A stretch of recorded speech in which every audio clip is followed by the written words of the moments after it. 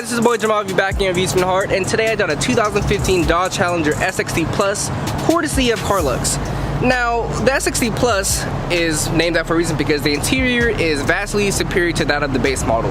But on the other hand, it still retains the base model engine, which is the naturally aspirated 3.6 liter Pentastar V6 boasting 305 horsepower and 268 pound-feet of torque. Now, I have my remissions about that, and considering the fact that, again, it is the base model engine, and I'm used to hearing and seeing a Challengers with V8s. So is this V6 enough to change my mind about it? I don't know, but let's go ahead and see and take this little bad boy for a drive and see what it's all about. So what's this like driving a 2015 Dodge Challenger SXT Plus? Well, right off the bat, for it being the base model engine, the interior is actually rather comfortable. Rather plush, definitely far better than your cloth seats. It's definitely pleasing to see this, especially coming from Dodge. My main important thing about when it comes to many vehicles is the interior is the most important thing. The reason being is because it's the main thing you touch, see, and feel every day. No matter what you do, you're in the interior, you're touching the interior, you're feeling the interior, you're sitting in the interior. And if the interior is trash, it's not going to be the best experience. But again, like I said, this is the SXT Plus, and it has the naturally aspirated Pentastar 3.6 liter V6 pushing 305 horsepower and 268 pound-feet of torque. But it's also made into the 8-speed automatic.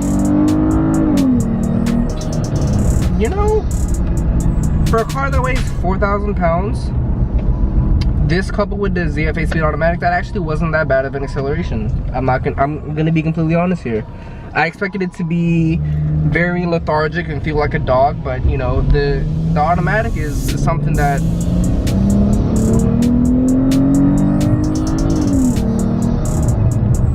I'm surprised. I'm surprised too. I'm surprised. I'm surprised. Like, it actually feels spunky. It feels like it has a nice little. That's the word you're going for, spunky. Spunky, feel peppy. It's peppy. It's peppy. I don't it's weird because, like I said, this is a large vehicle. Right as you get in, you feel like this is a very large vehicle. Again, this is a coupe, but yet it weighs 4,000 pounds. So let's just let that sink in for a moment. The Chrysler 300S was just under 4,100 pounds. The Porsche Panamera was just under 4,100 pounds. I just had two sedans right there that this coupe, two-door, weighs just as much as.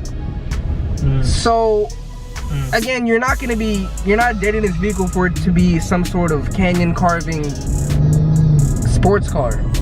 This is your everyday practical Dodge product that, quite honestly, base price is around $30,000 for the Challenger, if I remember off the top of my head. And this one specifically, option up when it was brand new, was around in the neighborhood of $35,000. So realistically speaking, that's fairly affordable for, you know, the average consumer. This is well within the means of pretty much anyone that is a hardworking American. And yeah, of course, you know, the 6.2 and supercharged V8 and the 6.4 liter Jeameave V8, those are very nice too. But at the end of the day, the majority of people, for better or for worse, are gonna come out of the Dodge floor in the Dodge showroom with this Pentastar 3.6 liter V6. That's just the honest truth. And that's not a bad thing. It's just many people would love to have the V8. But at the end of the day, unfortunately, not everyone can afford the V8 or just don't want to deal with, you know, the gas emissions, the gasoline tax and things of that nature. But this is literally, you know, your SRT-esque type interior, your 392, your RT Scat Pack with the upgraded leather interior. This is exactly that, with the lack of that V8 rumble. And when I first thought about this car, I was like, oh man, a V6 and a Challenger, I'm so used to seeing it, or at least wanting it to have a V8. And don't get me wrong, I still firmly believe that, like, this car deserves, needs, and should have a V8, period. That's just my personal opinion.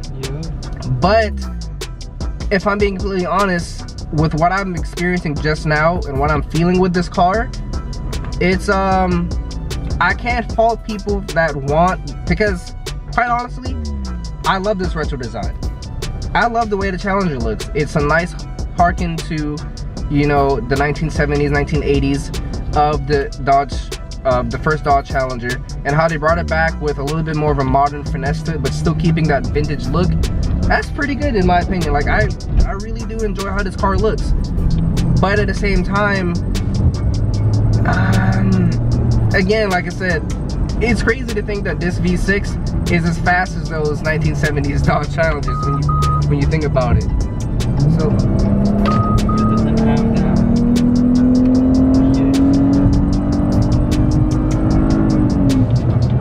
it does not have that V8, but it doesn't feel too lacking. Once this V6 actually revs and gets up there in the power band, it's actually not that bad. It's actually something that someone, as the average consumer would be appreciative of. Like it's like I said, we're talking about the average consumer. We're not talking about people like us that knows that a V8 deserves to be in here. But like I said, I can't fault the people that want this design but yet can't necessarily afford the V8, or just want a more practical car for everyday usage. And realistically speaking, this is what this is supposed to be for. You know, unfortunately, you know, things are priced in life where it's not attainable for everyone. Not that these cars are necessarily expensive, but sometimes that's just the way life is. Sometimes you gotta roll with the punches and, you know, make do with what you have. And, you know, get to places in life so where you can afford the finer things or the better things by working hard, grinding, doing your due diligence, and ensuring that, you know, what you're doing, you're working up to that. This is just because this is what you can only afford right now does not mean that's the end all be all. As long as you're doing what you need to do, yes, you can get that Hellcat, yes, you can get that 392, you can do whatever you put your mind to, as long as you know that you're putting your best foot forward every day and grinding and doing what you need to do to get what you want. Because that's what life is. Life is not no free handouts, no this and that. Life is working hard to get what you want, because not everyone was born with a silver spoon. And for better or for worse, even if you want to hate on the people that have been born with a silver spoon, at the end of the day, I'm pretty sure I can say that we're all working so that we can provide our children with that opportunity and the opportunities that we weren't born and blessed with. But that's a whole different topic and a whole different conversation for a different time of day. Whole ass motorcycle cop. He went the other way. But again, back to this SXT Plus. Honestly, again, like I said, do I think a V8 belongs in here? Absolutely. Would I get this car personally? I mean, honestly, I'm more of the mindset of I'd rather save and sacrifice until I get something that I truly want, because for me personally, if I were to get this, I would always be envious of the V8. That's just me though. Like I said, I can only speak for myself, but at the end of the day, you know, I feel like anyone that would, and I'm not trying to say settle, because I don't want people to think that, oh, I need to settle for this and that. No, think of it as a building stone. Get what you can afford. Don't ostracize yourself and trying to, you know, show out to people that don't care about you or don't care about what you have, and trying to make a status symbol of yourself when you can't afford it. There's nothing wrong with, honestly, there's nothing wrong with this car. Yes, the V8 would be lovely in here, but this interior for the price is, what more could you honestly reasonably want? I mean, realistically, Robert, like, we're both riding in comfort, we had the AC on. Yes, it's no V8, but it's fast enough for the average customer. Yeah, especially if you want to just rent it. I mean, it's like, exactly, like, this is a really good leasing vehicle, you know, so you can get used to the Challenger. And like I said, this is your first time buying a car, financing it, then yeah, it's definitely. Yeah, like there's nothing wrong with this being like your first time vehicle or something like that. And even then, like, I'm getting adequate feedback through the steering wheel.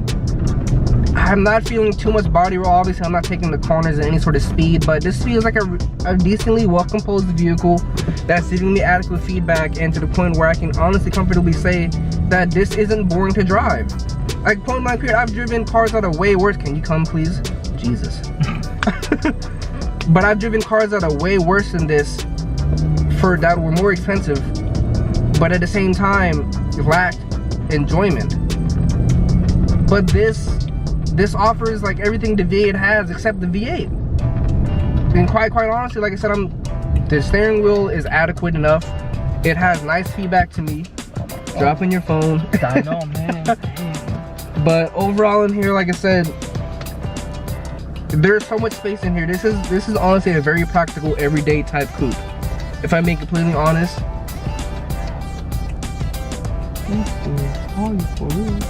Like, excuse us. That's interesting. But again, like I said, these are for the people that, you know, dream of having a Challenger, but yet aren't quite there in getting to V8 or things of that nature. This is the motivation. But yet you're not settling, because like I said, honestly, if this was my first car, I would be completely content with this. This would give me the motivation to get more. Not that this is bad, but that's what I try. That's my daily motivation. Like, if I don't have something, that doesn't mean I'm gonna, you know, settle for something like something less. That means I'm gonna get what I can reasonably afford at the time, but continue to work forward to that. This isn't the end all be all. This isn't the end of the road. This is merely the beginning. And which is why, like I said, now let me just preface everything that I'm saying, that if this was the base model interior, it'd be absolutely awful. I would never recommend this vehicle if it had the base model interior, but that's my personal opinion, because I'm a little bit spoiled in the sense that I'm used to leather interior. And like I said, many people don't really realize this or think about it, but as I said in the very beginning of this video, to me personally, not just the engine, or not just straight line speed, or not just the performance, the most important and number one thing to me is a good interior, or at the very least a decent interior. Why? Because you touch the interior and feel the interior every day. Every time you park your ass in the seat, that's what you feel. Every time you touch the steering wheel, that's what you feel. Every time you rest your hand on the door panel, which also has leather, by the way, in this SXT Plus, that's what you feel. So don't sell yourself short in trying to get the cheapest of the cheap. If you're gonna cheap, at least at a little bit tear up, you know. Don't go for the super cheap just because then that means you can't afford it, and that means you're trying to show off and be something that you're not. Go get that Honda and build and work up. Go get your credit up. Go stack your money up. Do things that you can afford so that you can get what you want. Don't get the lowest of the low just because it's a Challenger. Yeah, it looks great, but at the end of the day, it's not that great to settle for a horrible interior, which we all know dogs can be a very big culprit of when it comes to their vehicles, is having just an awful interior at times. Not this interior specifically, but go check out some of those base models and see, like, damn fam, like, I'm sitting on cardboard in this hole. but again, honestly though, Robert, like I said, if you on the grind, college student, high school, whatever, first car, on the grind, struggling, and you want some motivation, there is nothing wrong with this car. There honestly isn't. It's comfortable. There's ample space. If you have kids, there's ample space in the back too. Now, if there's in my personal opinion, if you have two grown adults sitting in the front and the back, you're gonna have some issues. But other than that, there's ample space back there if you want something a little bit nicer than, you know, your Civic or something like that, and you're not ostracizing yourself or putting yourself in debt over it. This is not a bad option. And you know, like I said, I'm gonna be completely honest. This V6 changed my mind. I thought it was gonna be awful, and I thought it was gonna be just like, why would they even consider making this? But honestly speaking, it's honestly not that bad. Again, I'm saying this, prefacing with the statement that would a V8 be better? To me personally, absolutely, a V8 would be better in every sense of the word. But this is, just because this is a V6 does not mean it's not a viable option, because it honestly is. My first conception of this car when I first thought about it was, this was a waste of a model. Like, this model shouldn't exist. And honestly, I can say I was wrong, because there is a place for this. There honestly is. Matched with this interior, anyway. Matched with this interior. Let me just say that. Well, you know, we are kind of bouncing around a little bit, because, you know, we are in Inglewood. West side, best side. Yeah, but even though we're bouncing around, even though we're bouncing around on these terrible streets, I'm not really feeling the herky-jerky. Yeah, like you can kind of see it in the video, but honestly, you would think that the way it looks in the video that like we're getting beat up in here and this and like that. Yeah, that's why I did all that movement, you know, I'm trying to exaggerate. But honestly, realistically speaking, that wasn't bad. I'm not gonna say it's S-class comfortability now, but it's reasonable. For what this is anywhere between $33,000 to $35,000 brand new. This is probably like 19 right now at Carlux. What?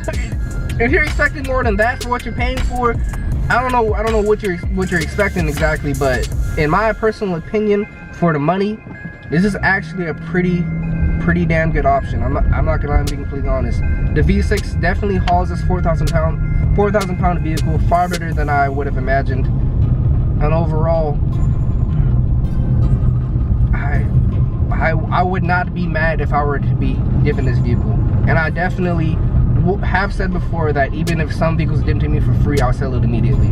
This was actually not a bad daily driver. Yeah, true. Be careful, dog. I know. Wishbone, looking at it. You ever watch that show? I know I'm pretty old, but that show was some shit. But I think I've covered enough with this vehicle. Remember, this is a 2015 SXT Plus right here, available right here at Carlux. Yeah. Honestly, this vehicle has surprised me. Although it lacks the V8, it's not lacking in the heritage or the flex if you wanna. But overall, this 3.6 liter natural aspirated V6 has definitely changed my mind. If I'm being completely honest, I thought there was no place for this specific model, and it proved me wrong. I can honestly say that this is definitely a practical, affordable daily driver. And honestly, if you're looking into this, and if you can afford it, and understand that, you know, like I said, you're not necessarily selling yourself short. You're just stepping stones to what you want. And that's what life is all about, making your next move, making your next step. So with that being said, it's your boy Jeameave, Views from the Heart. I hope you guys enjoyed this video. My guy Robert shooting me shotgun. This vehicle is available at Carlux. I hope you guys enjoyed the video. I'll see you guys in the next one. Have a blessed day. I'm out.